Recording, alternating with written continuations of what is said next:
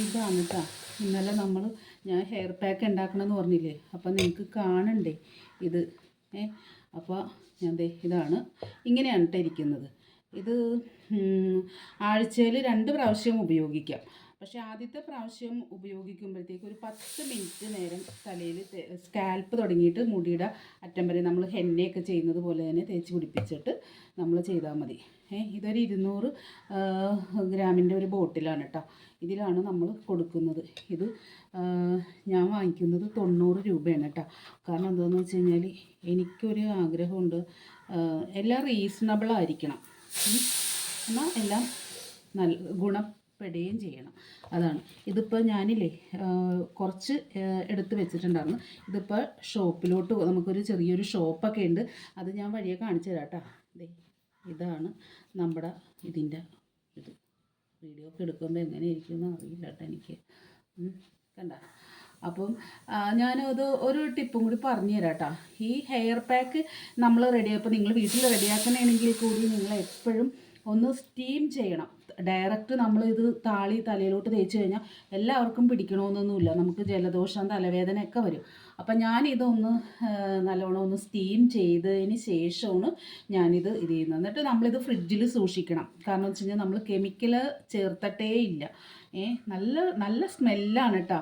പിന്നെ ഇതിൽ മെയിനായിട്ട് എനിക്ക് വേപ്പില ഇല്ലാത്തൊരു പരിപാടിയില്ല കേട്ടോ.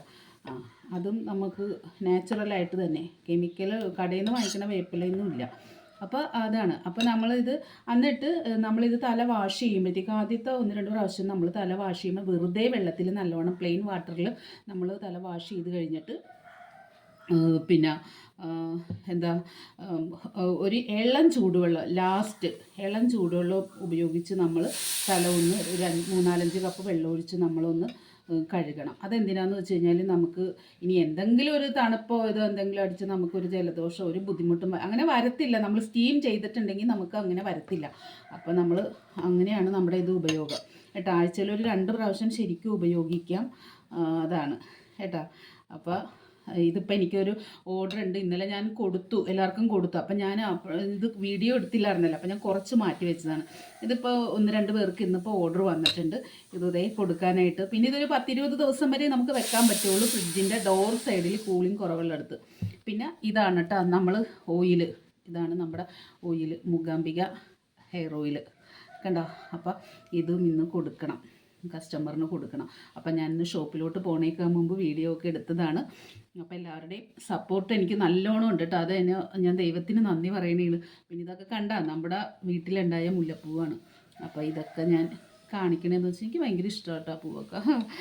ഇതൊക്കെ നമ്മുടെ വീട്ടിൽ. അപ്പോൾ ഒരു ഭംഗിയാവട്ടെ എന്നും കൂടി ഓർത്തിട്ടാണ് കേട്ടോ. അപ്പം നമ്മുടെ പ്രൊഡക്റ്റുകളാണ്. പിന്നെ ഹെയർ ഡൈയും ഉണ്ട് കേട്ടോ. അത് ഇവിടെ എടുത്ത് വെക്കാൻ മറന്നു പോയിട്ടാ. ഹെയർ ഡേ ഉണ്ട്. അത് നാളെ അടുത്ത ദിവസം ഇനി ഓയിൽ ഉണ്ടാക്കുമ്പോൾ ഞാൻ പരിചയപ്പെടുത്തി തരാം കേട്ടോ. അപ്പോൾ ഓക്കെ, താങ്ക് യു.